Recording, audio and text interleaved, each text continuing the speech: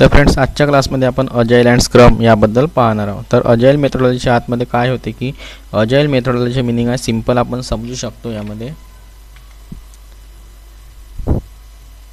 तर build short build often म्हणजे छोटे छोटे तुकड्यामध्ये काम करायचं किंवा बनवायचं आणि पुन्हा पुन्हा बनवायचं रिक्वायरमेंटनुसार. एक गोष्ट लक्षात घ्या की अजाईलच्या आतमध्ये पाहिलं तर स्प्रिंट ही एक टर्म आहे, यामध्ये आपल्याला ऐकायला मिळेल. आणि फ्रेमवर्क जो होतो तो जनरली स्क्रम होतो. तर अजाईल मेथोडॉलॉजी काय आहे याबद्दल आपण पाहूया. तर यामध्ये जो वॉटरफॉल मॉडेल होतं त्यामध्ये आणि अजाईल मेथडमध्ये काय डिफरन्स आहे ते आपण यामध्ये पहिले पाहून घेऊया.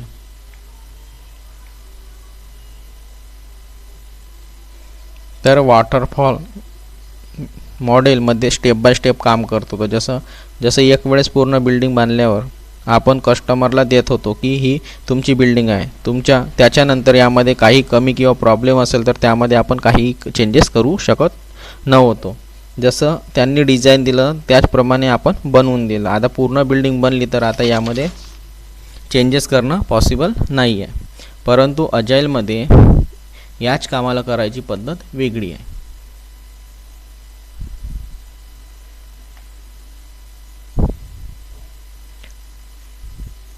आपण पहिले एक फ्लोअर बनवू, कस्टमरला बोलवून त्याला चेंजेस म्हणजे बनली बिल्डिंग की त्याला दाखवू आणि त्याला सॅटिस्फाईड असेल तर ठीक आहे, आणि त्याला चेंजेस करायचे असेल त्याच्यानुसार त्याला चेंजेस करून देऊ. तेव्हा आपण दुसऱ्या फ्लोअरवर बनवू. नाही तर त्या फ्लोअरमध्ये चेंजेस करून समोरच्या पण फ्लोअरमध्ये चेंजेस करून कस्टमरच्या अकॉर्डिंग आणि नंतर म्हणतो की सर्व ठीक आहे तर बाकीचे काम पूर्ण करणं. याप्रमाणे आपण अजाईल मेथोडॉलॉजीमध्ये काम करत होतो. तर अजाईल एक पद्धत आहे त्या कामाला करायची. तर या कामाला करायचं त्यामध्ये ते छोटे छोटे पार्ट्समध्ये आपण काम करतो, त्याला म्हणतात आपण यामध्ये स्प्रिंट. छोट्या छोट्या पार्ट्समध्ये काम करणार त्याला आपण स्प्रिंट म्हणतो.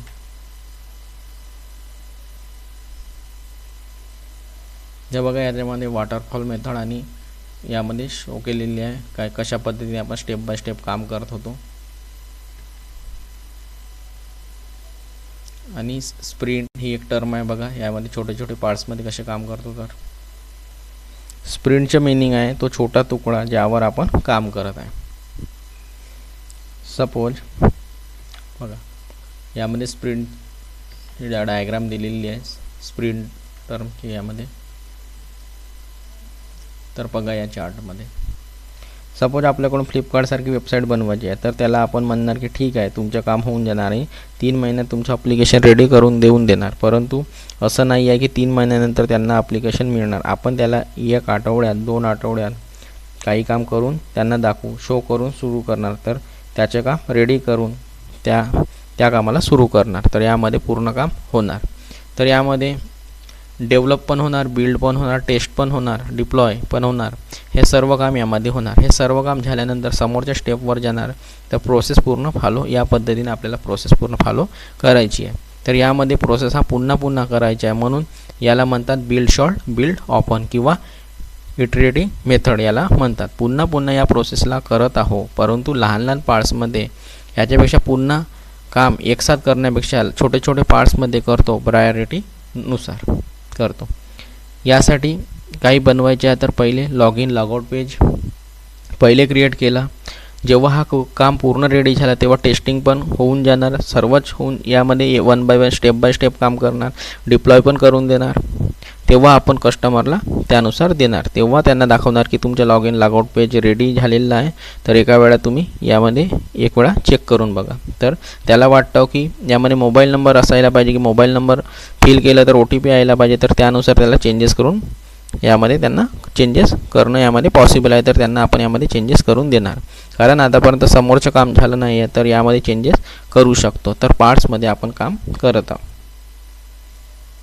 तर आता कस्टमरच्या दुसऱ्या कामावर जाऊ. तर त्याच्या ई-कॉमर्स वेबसाईटवर सर्व प्रोडक्टची इमेजेस अपलोड करणार, कॅटलॉग क्रिएट करणार, प्राईस टाकणार, मॅन्युफॅक्चरिंग डिटेल टाकणार, डिस्क्रिप्शन टाकणार, फिल करणार. तो एक काम यामध्ये कस्टमरला देणार. या पद्धतीने आपण एक काम करून कस्टमरला देणार. कस्टमर त्याला पाहून फीडबॅक देणार, काही करेक्शन आहे तर त्यामध्ये चेंजेस करणार आणि करेक्शनवर काम करून तो डन झालं तर तेव्हा समोरच्या स्टेपवर जाणार. जेव्हा आपण या प्रकारे काम करतो तेव्हा आपण परफेक्ट होतो कस्टमरच्या सॅटिस्फॅक्शननुसार आणि फीडबॅकच्या अकॉर्डिंग होतो आणि त्याला फायनल प्रोडक्ट मिळतं तर त्याच्या अकॉर्डिंग त्याला तो प्रोडक्ट मिळतो. तर ही मेथडॉलॉजी मार्केटमध्ये खूप फेमस आहे, म्हणूनच आपल्याला म्हणतात अजाईल वेमध्ये काम करा. यामध्ये टर्म येते स्प्रिंट. तर या कामाला म्हटलं आहे छोटं छोटं पार्ट्समध्ये. स्क्रम एक फ्रेमवर्क आहे या पूर्ण कामाला करण्याची.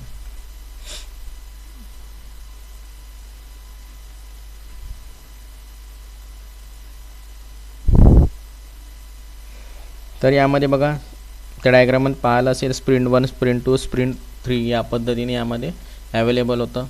डायग्राममध्ये बघा शो केलेलं आहे स्प्रिंट 4. या पद्धतीने आपण यामध्ये स्क्रॅम करतो. स्क्रम म्हणतो या छोट्या छोट्या कामाला, ज्यामध्ये आपण कस्टमरचा फीडबॅक घेऊन नंतर त्याला त्यामध्ये काही चेंजेस असतात तर चेंजेस करतो, नंतर त्यांना तो प्रोडक्ट देतो. याप्रमाणे काम करतो तर याला आपण म्हणतो स्क्रम. तर हा एक स्क्रम फ्रेमवर्क आहे. याच्या व्यतिरिक्त आणखी फ्रेमवर्क आहे. ह्या गोष्टी सर्व आपल्याला या गोष्टीचे नॉलेज असायला पाहिजे.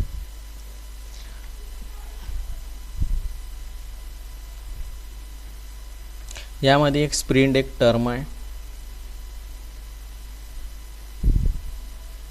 तर याची ड्युरेशन राहते 1 ते 3 किंवा 4 वीक आठवड्यापर्यंत. साधारणतः 1 ते 3 आठवड्यापर्यंत राहते. तर 3 आठवड्यापर्यंत आपण या कामाला पूर्ण करतो, परंतु 1 किंवा 4 असं यामध्ये डिफाईन केलेलं आहे. परंतु 3 किंवा 4 वीक आपण असं म्हणतो. म्हणजे 1 आठवड्या ते 3 आठवड्या किंवा 4 आठवड्यापर्यंत आपण त्या कामाला पूर्ण करतो. 1 आठवड्यात एरर करेक्शन करून तेव्हा दुसऱ्या कामावर चाललं जाणार. तर याला स्क्रम म्हणतात. या प्रकारे प्रोजेक्ट स्टार्ट करून याप्रमाणे आपण एंड करतो. बघा यामध्ये स्टेप बाय स्टेप काम करून फीडबॅक घेऊन पूर्ण रेडी करून त्यांना आपण देत आहोत. या प्रकारे प्रोजेक्ट स्टार्ट करून आपण यामध्ये एंड करतो.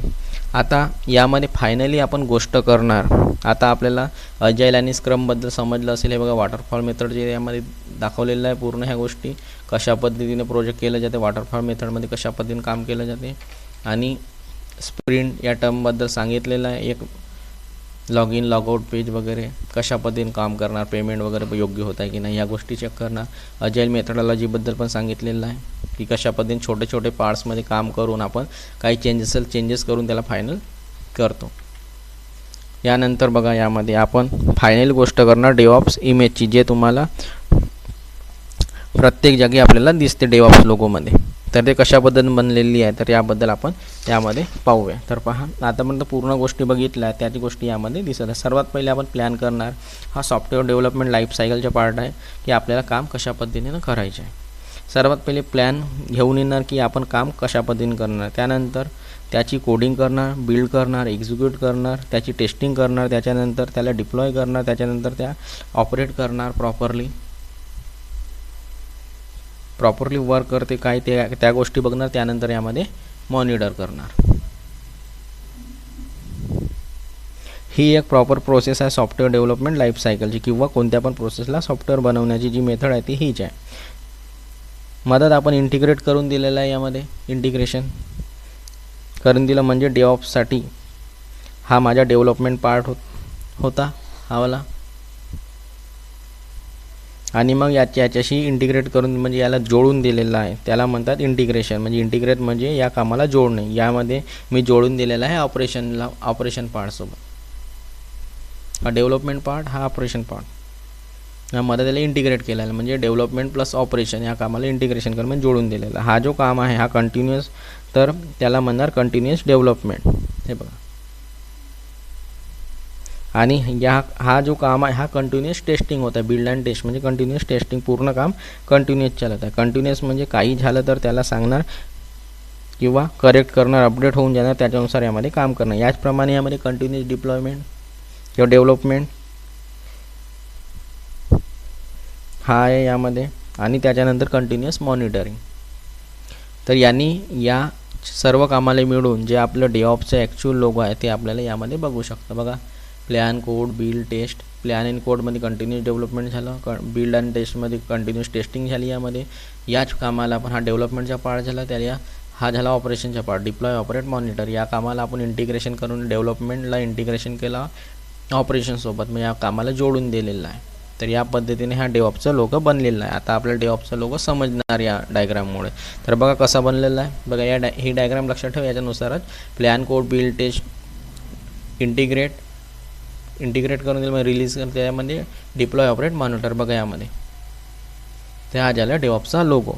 तर हा आहे डेव्हऑप्सचा लोगो. आता तुम्हाला फायनली समजलं असेल की पहिले प्लॅन, कोड, बिल्ड, टेस्ट करायच्या नंतर आपल्याला यामध्ये इंटिग्रेट करून द्यायचं म्हणजे रिलीज करायचं आहे. यामध्ये इथे रिलीजचं मिनिंग आहे इंटिग्रेट करायचं आहे. रिलीज म्हणजे ऑपरेशन पार्टला देत आहो, त्याच्यासाठी या गोष्टीला रिलीज करणं, रेडी करून त्याला देत आहो. यामध्ये इथे इंटिग्रेट करायचं आहे, नंतर त्याला डिप्लॉय, ऑपरेट आणि मॉनिटर करायचं आहे. तर आय होप आता तुम्हाला डेव्हऑप्सची इमेज समजली असतं. तर ह्या गोष्टी थोड्या वेगळ्या होत्या. तर जेव्हा ह्या गोष्टीला जोडलं तर या प्रकारे हा 8चं साईन बनलेला आहे. तर आता आपल्याला पूर्ण डेव्हऑप्सचं लोगो किंवा इमेज आपल्याला पूर्णपणे समजली असेल की कशा पद्धतीने क्रिएट झालेलं आहे. तर ही इमेज खूप लोकांना माहिती नाही की कशा पद्धतीने क्रिएट झाली आणि कशा पद्धतीने समजावायच्या.